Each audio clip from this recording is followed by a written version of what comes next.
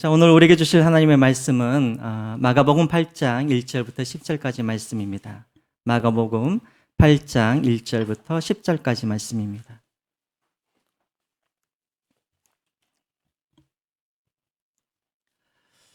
그리고 한 가지 광고가 더 빠졌는데요. 지금 이제 코로나가 또 확산되어지면서 우리가 자체적으로도 좀 이렇게 방역을 잘 했으면 좋겠습니다. 그래서 우리 안내위원들 좀 지시를 좀 잘 따라주시고, 특별히 여러분들이 미워서 막 1층으로 보내는 게 아니라 이제 이렇게 돌아가면서 또 이렇게 저희들이 배치를 하고 있기 때문에 우리 안내위원들 우리 잘 그렇게 안내 잘 따라주셨으면 좋겠습니다. 자, 마가복음 8장 1절부터 10절까지 말씀 우리 한 절씩 우리 교독하겠습니다.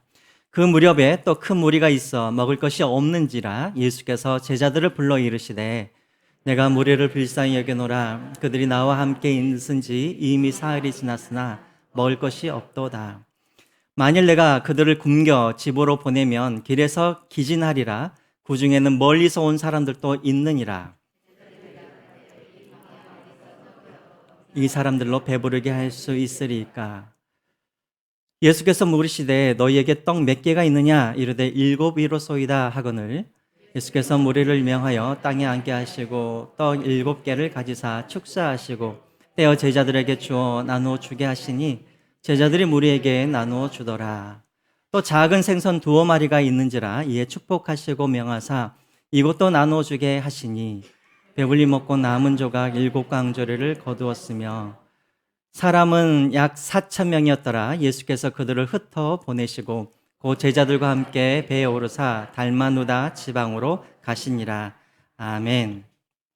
예. 일주일 동안 잘 지내셨죠? 예, 우리 옆 사람들과 우리 말은 하지 마시고 눈으로 인사하셨으면 좋겠습니다. 잘 오셨습니다. 눈으로 그렇게 인사하시죠. 자, 요즘에 우리 아이들이 시험을 보면은 항상 하는 게 있어요. 시험을 보고 난 후에. 뭘 하냐면 오답 노트를 작성을 합니다. 오답 노트. 우리 교사 선생님들도 여기 계시는데 오답 노트를 작성하게 돼 있어요. 그러니까 이제 시험 틀린 것만. 그러니까 성적이 안 좋은 애들은 많이 써야겠죠. 오답 노트를. 오답 노트를 왜 쓰게 하냐면 다음에 또 동일한 그런 유형의 문제가 나왔을 때 틀리지 말라고 틀린 것만 가지고 다시 문제 쓰고 왜 틀렸는지 그 원리를 다시 한번 적고 그 답을 다시 한번 그렇게 적게 합니다. 2번 다시 틀리지 말라라는 그런 뜻이죠. 그런데 또 오답 노트를 쓰는데도 불구하고 또 다음에 똑같은 문제가 나오는데도 불구하고 또 틀리는 그런 아이들이 있어요. 왜 틀릴까요? 왜 틀릴까요? 오답 노트를 쓰는 목적을 잘 알지 못하기 때문에 그렇죠. 네. 오답 노트를 그냥 숙제로만 여기고 빨리 이것을 맞춰야겠다 하는 아이들은 다음에 또 그 문제가 나오면 그 원리를 잘 모르기 때문에 또 틀리는 거예요. 근데 똑똑한 아이들은 오답 노트를 쓸 때 정확하게 왜 내가 틀렸는지 또 이 문제의 원리가 무엇인지를 잘 알아두었다가 다음에 똑같은 문제가 나왔을 때 절대 틀리지 않습니다. 여러분 우리 신앙생활도 마찬가지예요. 여러분 우리 신앙생활을 하다 보면 우리가 여러 가지 문제를 만나고 또 여러 가지 많은 시험을 우리가 당할 때가 있습니다. 우리가 처음 그 시험들을 당할 때 우리가 실수할 수도 있어요. 또 믿음이 없어서 우리가 실패할 수도 있어요. 하지만 처음은 괜찮아요. 그런데 계속해서 똑같은 시험이 우리에게 오는데 또 틀리고 또 그 다음에 또 틀리고 하면 뭔가 그 사람에게 문제가 있는 것이죠. 그렇죠? 우리가 처음 시험을 받았을 때, 우리가 실패할 때 우리가 해야 할 일이 무엇이냐면 그 처음 하나님께서 내게 시험을 주셨을 때 왜 이런 시험을 주셨는지 그리고 내가 왜 실패했는지 그것을 잘 분석을 했다가 다음에 또 동일한 시험이 왔을 때 우리가 그것을 이겨내야죠. 그래야 우리의 믿음이 하나하나 그렇게 점점 자라날 수가 있는 거예요. 그런데 작년에도 똑같은 문제를 만났는데 실패하고 올해도 똑같은 문제를 만났는데 또 실패를 하고 그렇다면 우리의 신앙에 무엇인가가 큰 문제가 있다라는 그런 증거라는 것입니다. 여러분 마가복음의 특징이 있어요. 어떤 특징이 있냐면 마가복음을 자세히 보시면은 비슷한 사건을 2번씩 그렇게 다루는 그런 내용들이 좀 있습니다. 이전에도 나왔던 그런 사건인데 또 다음에 보면 또 그런 사건이 또 동일하게 나와요. 자, 예를 들자면 갈릴리 호수를 지날 때 예수님의 제자들이 광풍을 만나는 이 사건도 보면은 두 번이 나오죠. 마가복음 4장에서도 광풍을 만나는 장면이 나오고, 또 마가복음 6장에서도 보면은 예수님의 제자들이 갈릴리를 지나가다가 호수를 지나가다가 또 광풍을 만나는 그런 장면이 두 번이 나옵니다.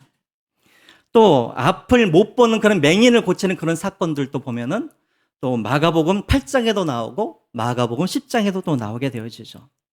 자, 여러분, 그래서 마가복음을 좀 보시면은 계속해서 비슷한 내용들이 이렇게 자주 나오는 것을 보면서 학자들이 뭐라고 그러냐면, 분명하게 똑같은 그런 사건이고 기적인데 마가가 기억이 잘못되어서 착각해서 똑같은 그런 사건을 두 번 그렇게 기록했다라고 학자들이 주장을 합니다. 그들이 주장하는 대표적인 사건이 어떤 사건이냐면 바로 오늘 우리가 보았던 이 칠병이어 기적, 이것이 그렇다라는 것이죠. 여러분, 우리가 칠병이어의 이 기적을 우리가 보면은 앞에 마가복음 6장에 나와 있는 오병이어의 기적과 너무나 흡사해요. 그래서 학자들이 뭐라 그러냐면, 이것은 똑같은 동일한 사건인데 마가가 착각을 해서, 오해를 해서 이것이 두 가지 다른 사건으로 마가가 착각해서 기록을 했다라고 학자들은 그렇게 이야기를 합니다. 자, 그런데 여러분, 이것은 분명하게 비슷한 점도 있지만 분명하게 어떤 의도가 있기 때문에 지금 마가가 두 번의 이 사건들을 다루고 있는 것이죠. 자, 이 두 사건은 여러분 다른 사건입니다. 어떻게 다르냐면 마가복음 6장에 나와 있는 이 오병이어의 이 기적은 어디에서 일어난 기적이냐면 유대인들이 살고 있는 그런 유대 광야에서 일어난 기적이에요. 자, 그런데 반면에 오늘 이 기적은 어디에서 일어난 기적이냐면 바로 데가볼리라고 하는 이방인 지역의 광야에서 일어난 기적입니다. 분명하게 장소가 다르죠. 또 여러분, 뭐가 다릅니까? 숫자가 달라요. 그렇죠? 오병이어의 기적은 몇 명을 먹이는 사건이었습니까? 몇 명을 먹이셨죠? 5,000명을. 그리고 몇 광주를 남겼습니까? 12광주를 나눴죠. 자, 그런데 칠병이어의 이 기적은 몇 사람들을 먹이는 사건이었습니까? 4,000명의 사람들을. 그리고 몇 광주리를 남겼죠? 7광주리를 남겼습니다.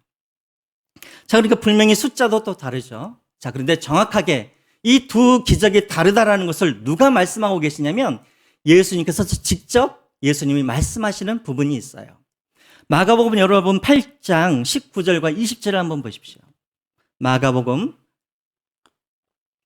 8장 19절 20절을 한번 보시면 거기에 예수님께서 정확하게 말씀을 하고 계세요. 19절 제가 읽겠습니다. 내가 떡 5개를 5,000명에게 떼어줄 때에 조각 몇 바구니를 거두었더냐 이르되 12이니이다. 자, 20절입니다. 예수님께서 또 말씀하세요. 또 7개를 4,000명에게 떼어줄 때에 조각 몇 광주리를 거두었더냐 이르되 7이니이다 라고 말씀하시죠. 자, 여러분, 마가는 착각할 수가 있어요. 그런데 예수님이 착각을 하셨을까요?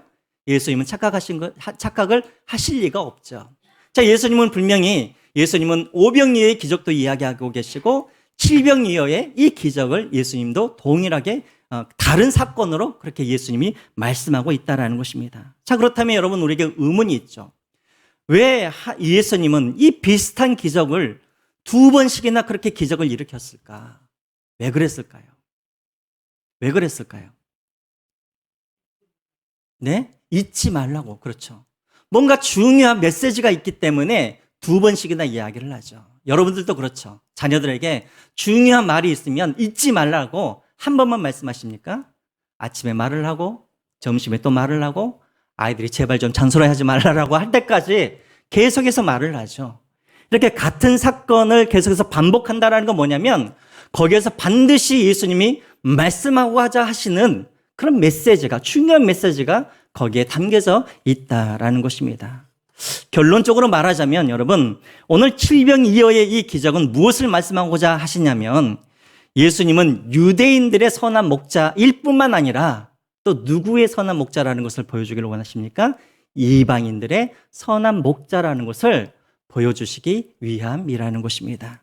자, 그러면 여러분 1절부터 우리가 함께 다시 한번 보겠습니다. 여러분 1절 같이 한번 읽어볼까요? 1절 시작.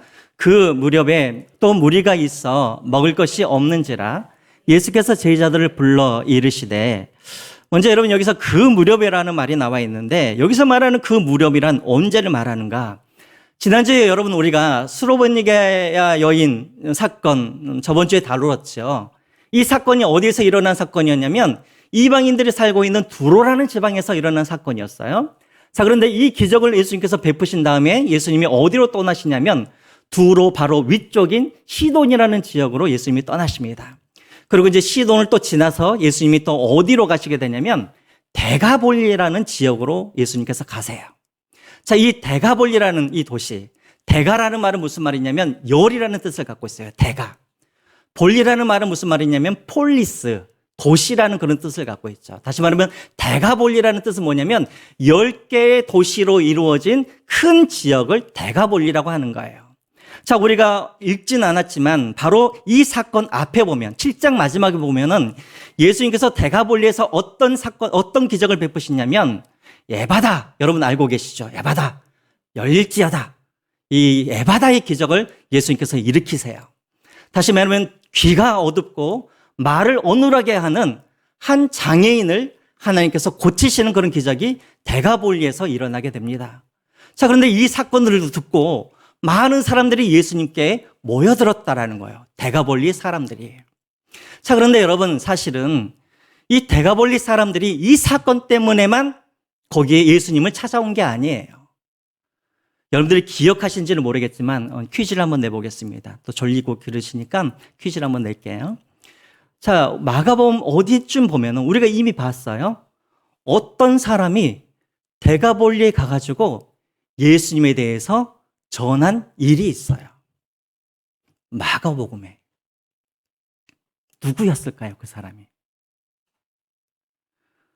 맞히시면 52인치 모니터 안에를 절대 못 맞추실 것 같으니까. 근데 갑자기 맞추시면 큰일 나는데. 여러분 마가복음 5장에 보면은 거라사인 지방에 군대 귀신 걸린 사람이 등장하죠. 기억나시나요? 아시나요? 예, 그 사건. 자, 그래서 돼지 2,000마리가 죽었던 그런 사건이죠. 자, 그때 이제 이 귀신으로부터 풀림을 받은 이 사람이 예수님을 쫓아 예수님을 따라오려고 그래요. 자, 그런데 예수님께서 그것을 허락하지 않아요. 나를 따라오지 말고 너희 집으로 가서 오늘 있었던 이야기를 너희 가족들에게 전하라고 그렇게 이야기를 해요. 자, 그런데 이 사람이 자기 가족들에게만 전하는 것이 아니라 마가복음 5장 20절에 보면은 이 사람이 어디까지 가서 예수님에 대해서 이야기를 하냐면 데가볼리라는 그 지역까지 가서 예수님에 대해서 이야기를 하고 데가볼리 사람들이 그 이야기를 듣고 깜짝 놀랐다라고 마가복음 5장 20절에 이야기를 하고 있는 거예요. 그런데 그 지역을 오늘 마가복음 8장에 예수님께서 그 지역으로 지금 가셨다라는 것이죠. 이 소문을 듣고 사람들이 광야에 계시는 데가볼리 어느 광야에 계시는 예수님께 사람들이 몰려왔습니다. 몇 명의 사람들이 몰려왔냐면 약 4,000명의 사람들이 몰려왔어요. 자, 마태복음 이 사건을 똑같이 기록하고 있는 마태복음 15장에 보면은 이 4,000명은 아이와 그리고 여자들의 숫자를 뺀 4,000명이에요. 그러니까는 지금 몇 명의 사람들이 모였냐면 아이와 여자들을 포함하면 10,000명의 사람들이 지금 이 광야에 모여 있다라는 것이죠. 근데 놀라운 것은 3일 동안 이들이 밥을 먹지 않고 예수님의 말씀을 들었다라는 거예요. 여러분, 제가 3일 동안 여러분들을 먹이지 않고 여기에 가둬놓고 제가 설교를 하면 여러분들이 얼마나 막 기쁘시겠어요. 그렇죠? 괴로워 죽겠죠. 1시간만 넘어도 아니 목사님이 하실 텐데 왜 황홀히 했을까요? 여러분, 예수님께서 사람들이 모일 때마다 무엇에 대해서 이야기를 하셨을까요? 천국에 대해서 이야기를 하셨겠죠. 예수님은 천국을 만드신 분이시고 예수님은 천국을 보신 분이시고 천국에서 오셨기 때문에 얼마나 천국에 대해서 자세하게 그렇게 설명을 해 주셨을까요? 그 사람들이 3일 동안 먹지 않아도 그 황홀함에 빠져서 그 말씀에 집중을 했던 것이죠. 근데 이제 3일 후에 집으로 돌아갈 시간이 되었습니다. 자, 이제 문제가 하나 생겼죠? 우리 2절 한번 보겠습니다. 2절.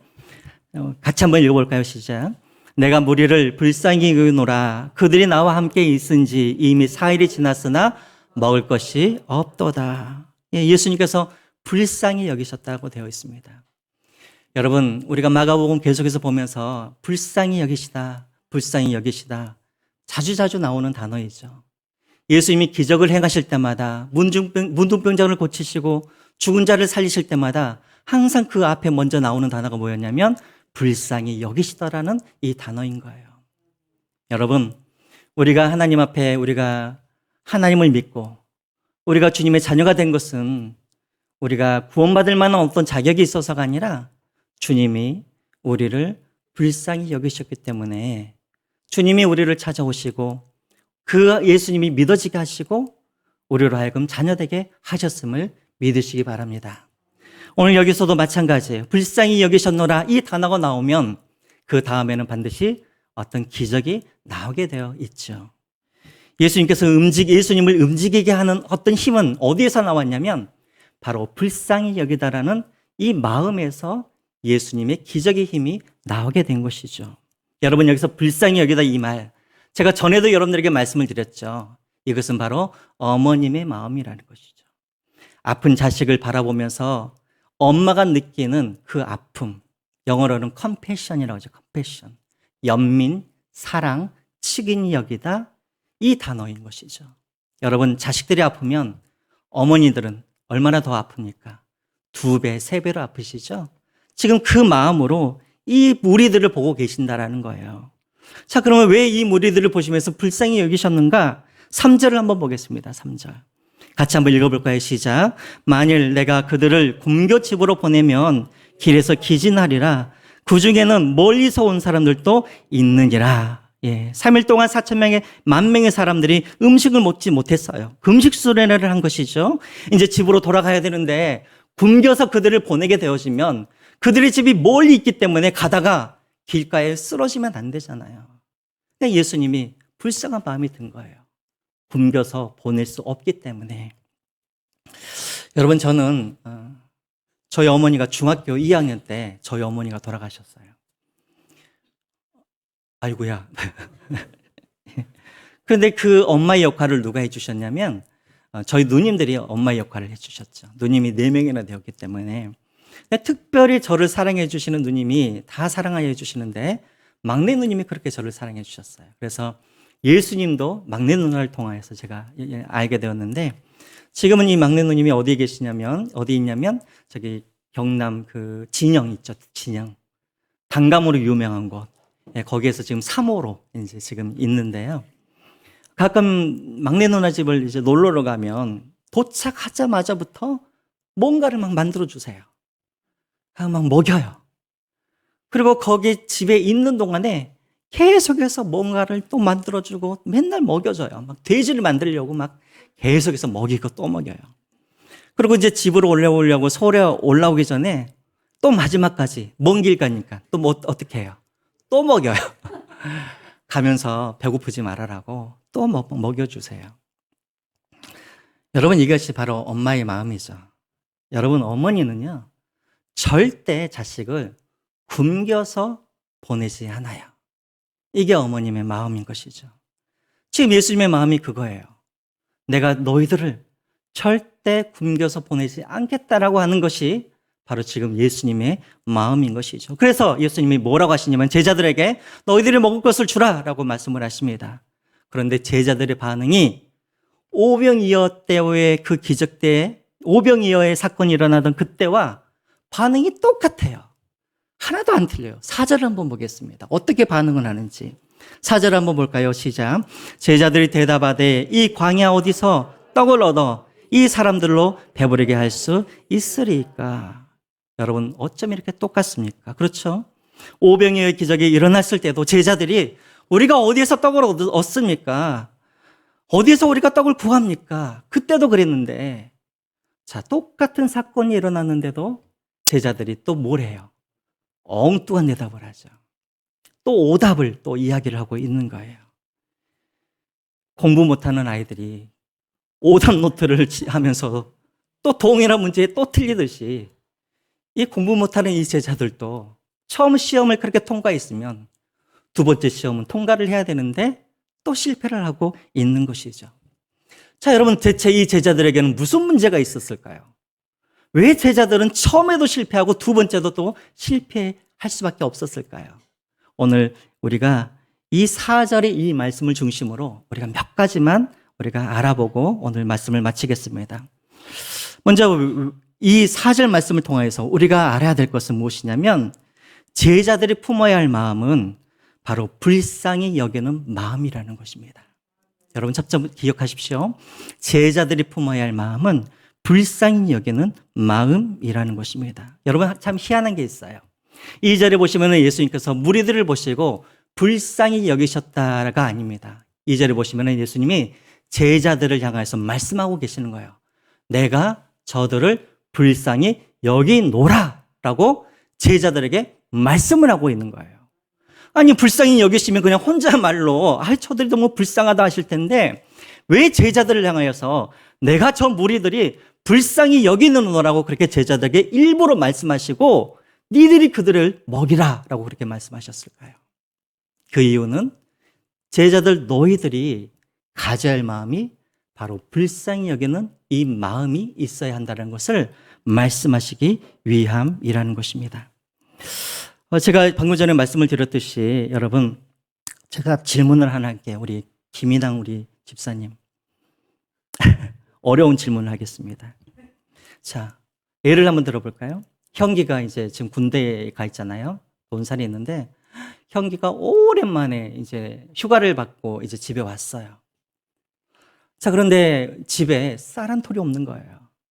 우리 집사님이 코로나로 인해 가지고 좀 사업이 잘 안 돼 가지고 쌀 한 톨이 없어요. 그래서 계속해서 휴가 내내 형기한테 밥 한 끼 못 해주는 거예요. 자, 이제 마지막으로 휴가를 다 마치고 이제 형기가 다시 논산으로 가는데 우리 집사님 같으면 형기를 굶주린 채 그냥 부대로 복귀시키실 것 같으세요? 어떻게 그러면 어떻게 하시겠어요? 쌀 한 톨이 없는데 그 빚을 내서라도 그렇죠? 아니면 집에 있는 무슨 물건이라도 당근마켓에 팔서라도 어떻게 해서든지 먹을 것을 구하겠죠. 정 팔 게 없으면 어떻게 해요? 머리카락이요. 진짜 머리카락 기시네. 정 안 되면 훔쳐서라도 자식을 먹여서 먼 길을 떠내보내는 것이죠. 왜요? 어머니에게는 어떤 마음이 있기 때문에 불쌍히 여기는 마음이 있기 때문에. 자, 여러분 제자들을 보세요. 4절에 보면 뭐라고 말하고 있습니까? 우리가 어디에서 떡을 구합니까? 이 사람들을 어떻게 우리가 배부르게 할 수 있습니까? 무슨 말이에요? 그냥 굶겨서 보내자는 말이죠. 자, 여러분 제자들의 마음에는 어떤 마음이 없는 거예요? 제자들에게는 어떤 마음이 없는 거예요? 불쌍히 여기는 마음이 없는 거예요. 예수님의 마음이 없는 거예요. 만약에 제자들에게 예수님처럼 불쌍히 여기는 그런 마음이 있었다면 이들은 사방팔방을 뛰어다니면서 먹거리를 조금이라도 구해왔겠죠. 또 이들에게 불쌍한 마음이 있었다면 이들이 예수님이 먼저 제안하기 전에 예수님 앞에 나와가지고 예수님이 좀 어떻게 좀 해보십시오라고 아마 예수님께 졸라댔을 거예요. 근데 제자들이 뭐라 그래요? 먹을 것이 없으니 그냥 돌려보냅시다. 이렇게 말씀하고 있지 않습니까? 이들 안에 뭐가 없다고요? 불쌍한 마음이 없기 때문에 그렇게 대답할 수밖에 없는 거예요.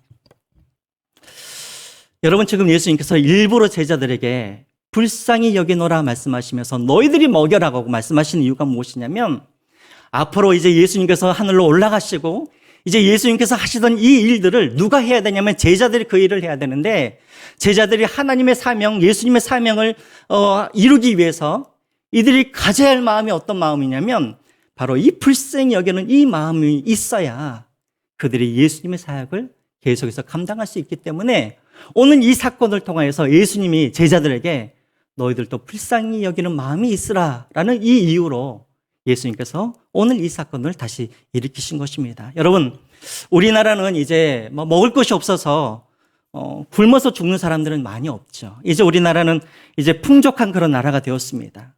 그런데 여러분, 그러함에도 불구하고 먹을 것이 많고 풍족한 나라인데 우리 주변의 사람들을 보면은 다들 행복해 하고 있나요? 아니죠. 먹을 게 많이 있음에도 불구하고 다 불행해하고 있죠. 왜 그럴까요? 왜 그럴까요? 육신적으로는 배가 부르지만, 육신적으로는 물을 먹어서 시원하지만 무엇이 결핍되어 있어요? 영적으로 결핍되어 있는 것이죠. 오직 예수 그리스도만으로 채워줄 수 있는 그런 허기짐, 오직 예수 그리스도로 말미암아 해결될 수 있는 그런 목마름, 이것들이 채워지지 않기 때문에 아무리 풍요롭게 그렇게 살아도 사람들이 굶주려가고 영적으로 허기져가고 있고 영적으로 목말라 하고 있는 거예요. 자, 그렇다면 오늘 예수님은, 하나님은 우리에게 말씀하고 계세요. 너희들이 가서 그들을 먹이라. 여러분, 이것이 바로 오늘 그리스도인들과 교회에게 주시는 하나님의 사명인 것이죠. 그런데 여러분, 오늘날 얼마나 많은 그리스도인들이, 얼마나 많은 교회들이 예수님께서, 하나님께서 너희들이 가서 그들에게 먹이라고 말씀하시는데 얼마나 많은 사람들이, 교회가 사람들을 찾아다니면서 예수 그리스도라는 그 생명의 양식을, 예수 그리스도라는 그 생명의 그런 생수를 얼마나 지금 나눠주고 있습니까? 잘 안 하고 있죠. 그 이유가 무엇일까요? 왜 못할까요? 우리가 전도할 방법이 없어서요? 우리가 전도를 할 줄 몰라서 그럴까요? 아니면 전도할 대상이 없기 때문에 그렇습니까? 아니죠. 우리 안에 어떤 마음이 없어서요? 불쌍히 여기는 마음이 없기 때문에 그래요.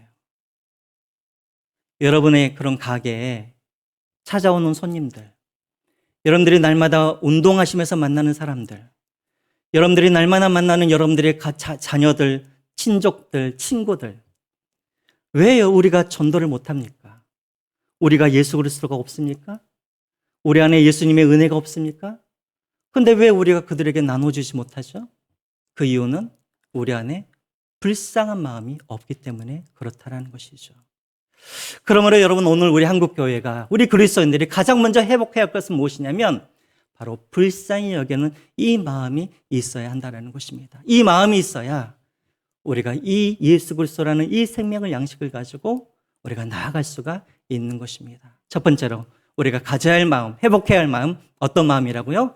불쌍히 여기는 마음이 우리 안에 있어야 한다는 것입니다. 자, 두 번째로 왜 제자들이 자꾸만 실패를 하는가? 두 번째로는 제자들의 계산에는 늘 예수님이 없기 때문에 그래요. 따라서 해볼까요? 제자들의 계산에는 예수님이 없었기 때문입니다. 여러분, 다시 한번 우리가 4절 한번 보시죠. 4절 한번 보시겠습니다. 제자들이 대답하되 이 광야 어디서 떡을 얻어 이 사람들로 배부르게 할 수 있으리까? 여러분, 제자들은 분석을 너무나 잘해요. 지금 우리가 광야에 있습니다. 이 광야에서는 얻을 것이 하나도 없습니다. 그 제자들은 누구를 먹여야 할지도 잘 알고 있어요. 이 사람들은 어떤 사람들이에요? 4,000명. 그러나 다 합히면 1만 명의 사람들. 이들을 먹이려면 얼마나 많은 떡이 필요한지도 잘 알고 있었어요.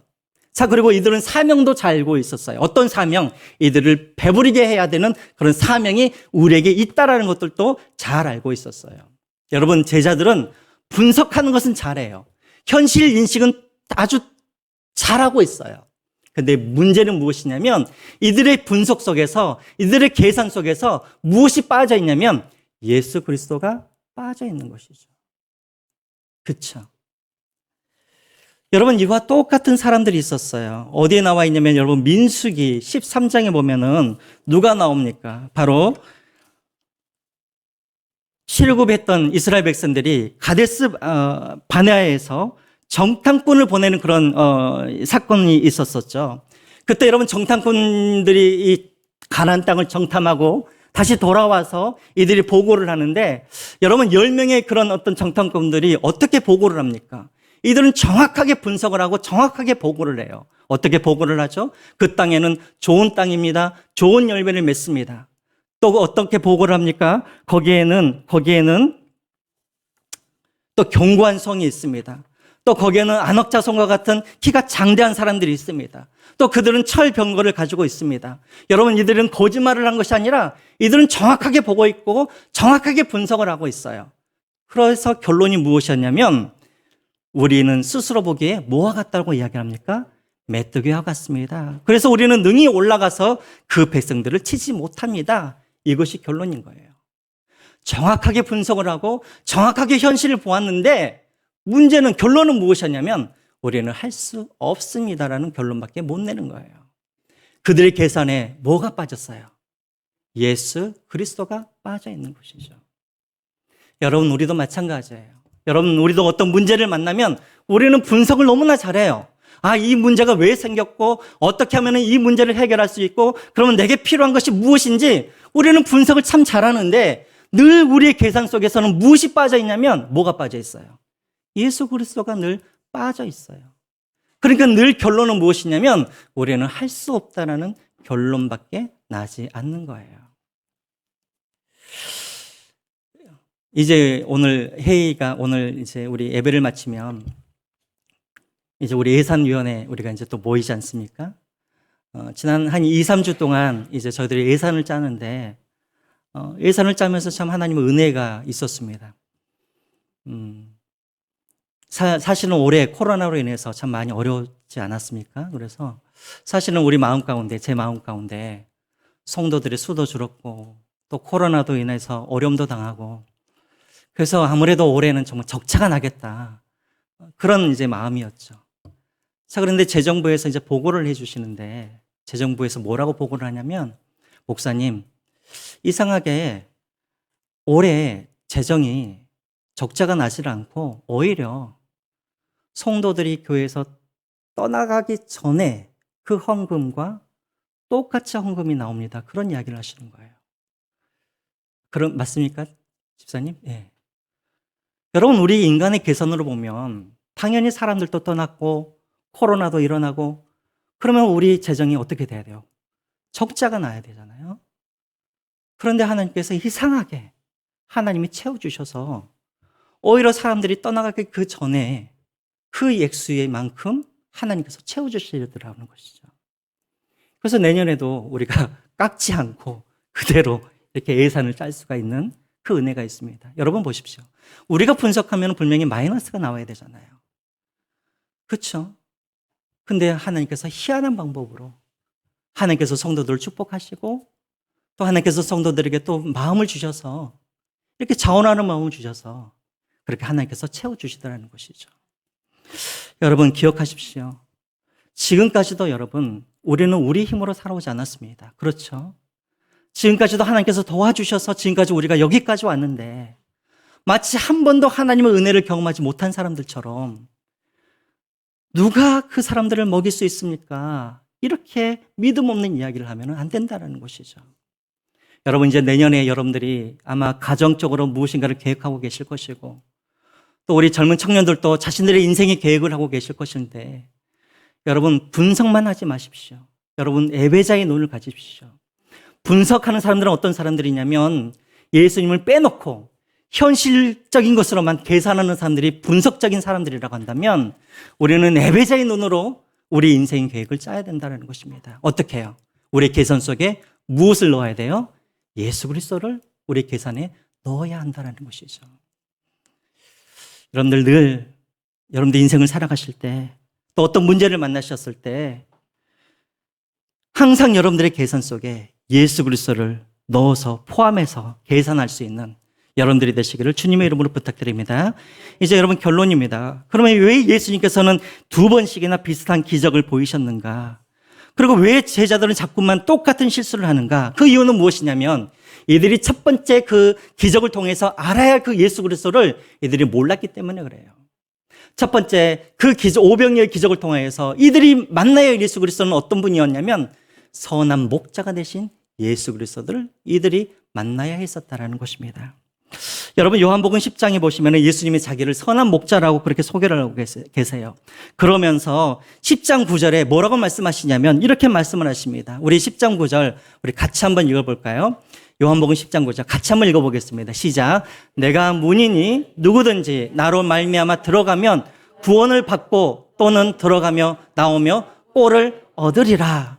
자, 이 말씀은 무슨 말이냐면 너희들이 나를 믿으면 나는 너희들에게 구원을 줄 뿐만 아니라 우리에게 꼴을 주신다고 말씀을 하세요. 여기서 말하는 꼴이란 무슨 말이냐면 우리가 필요한 육신적인 그런 필요를 말씀하시는 거예요. 여러분 우리 예수님은 선한 목자이세요. 그럼 우리 예수님은 어떤 분이시냐면 우리의 영적인 필요만 채워주시는 분이 아니라 우리의 육적인 필요까지도 채워주시는 분이 우리 예수님이라는 것이죠. 여러분, 구약에서 하나님께서 출애굽하던 이스라엘 백성들을 어떻게 인도하셨는지를 한번 기억해 보십시오. 여러분, 하나님께서 이스라엘 백성들을 출애굽하셨을 때 하나님께서 내가 너희들을 이제 애굽에서 구원해 줬으니 이제 가나안 땅까지 너희들의 힘으로 가라라고 그렇게 말씀하지 않으셨어요. 하나님은 구원을 해 주셨을 뿐만 아니라 광야에서 어떻게 그들을 인도하셨냐면 그들이 허기지지 아니하도록 하늘에서 만나를 내려주시고 그들이 목마르지 아니하도록 반석에서 생수가 나게 하여 주시고 그들이 추위에 타지 않도록 불기둥과 구름기둥으로 그들을 인도하셨습니다. 그래서 그들의 신발이 헤이지 아니하도록 하나님께서는 40년 동안 하나님께서 그들을 인도하셨다는 것이죠. 그들을 구원하셨을 뿐만 아니라 끝까지 천국에 갈 수 있도록 가나안 땅에 들어갈 수 있도록 하나님은 그들의 모든 육체적인 필요를 다 채워주신 그런 하나님이셨다는 것이죠. 그 하나님이 인간의 몸으로 이 땅에 오신 분이 누구세요?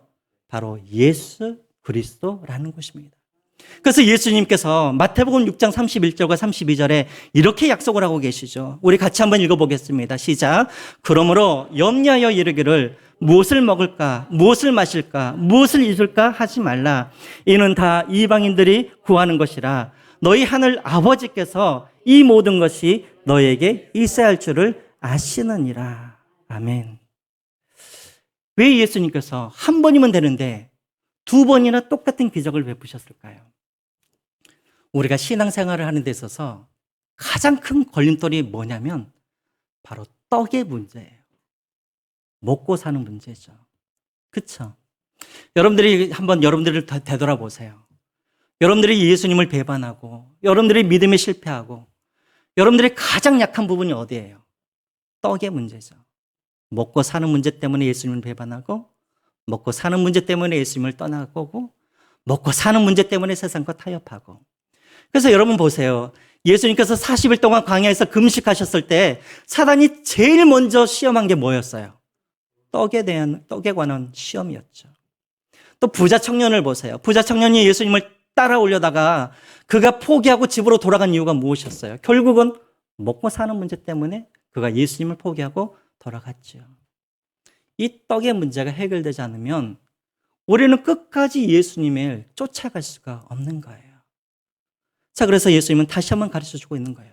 내가 너희들의 선한 목자이다.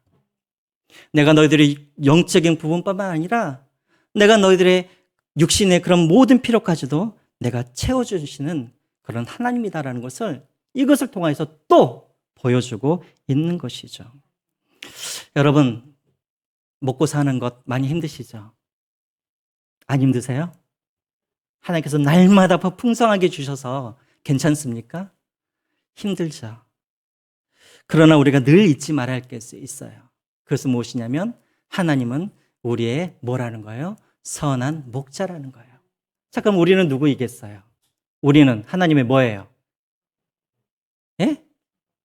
염소예요? 뭐예요? 우리는 누구예요? 양이에요. 여러분, 우리는 양이에요. 이것을 잊지 마세요. 여러분, 아침에 양이 잠에서 깨어날 때마다 오늘은 어디 초장으로 가야 되나? 오늘 나는 무엇을 먹어야 되지? 오늘 내가 어디 가서 내가 마실 물을 내가 구하지? 오늘 내가 무엇을 입을까? 여러분, 이것은 양이 해야 할 고민이에요? 아니면 목자가 해야 할 고민이에요? 이건 목자가 해야 할 고민인 것이죠. 근데 양이 양답지가 못해요. 우리가 그렇죠. 우리는 양인데 하나님께서 고민할 것을 우리가 고민하고 있어요. 그렇죠? 내가 무엇을 먹을까? 무엇을 마실까? 무엇을 입을까? 양이 해야 할 일은 무엇이냐면 목자를 잃어버리지 않도록 끝까지 목자를 따라가는 것이 양이 할 일이지, 양은 먹고 사는 문제를 고민하는 것은 양이 아닌 거예요. 여러분, 양은 양다워야 돼요. 양이 목자처럼 행동하면 안 돼요. 여러분이 양이라는 것을 아시고 끝까지 예수님을 놓치지 않도록 여러분들의 시선을 예수님께 고정하시고 예수님을 따라가시고 예수님을 잊어버리지 아니하시면 선한 목자가 되신 예수님은 여러분들의 모든 것을 다 책임져 주십니다. 그러므로 여러분 이제 우리가 마지막으로 마태복음 6장 32절과 33절을 우리 한번 같이 읽겠습니다. 시작. 이는 다 이방인들이 구하는 것이라. 너희 하늘 아버지께서 이 모든 것이 너에게 있어야 할 줄을 아시느니라. 33절입니다. 그런즉 너희는 그의 의를 구하라. 그러하면 이 모든 것을 너희에게 더하시리라. 아멘. 우리 주님은 지금도 우리를 불쌍히 여기시는 마음으로 우리를 보고 계십니다. 절대 우리 주님은 우리를 굶겨서 우리를 멀리 떠나보내시는 그런 하나님이 아니라는 것을 여러분들이 기억하시고 늘 선한 목자 되신 그 주님께 여러분들이 모든 것을 다 맡기시고 예수님만 쫓아가시는 여러분들이 되시기를 주님의 이름으로 부탁드립니다. 우리 아무것도 두려워하지 말라 우리 찬양하시면서 우리 준비하신 내용을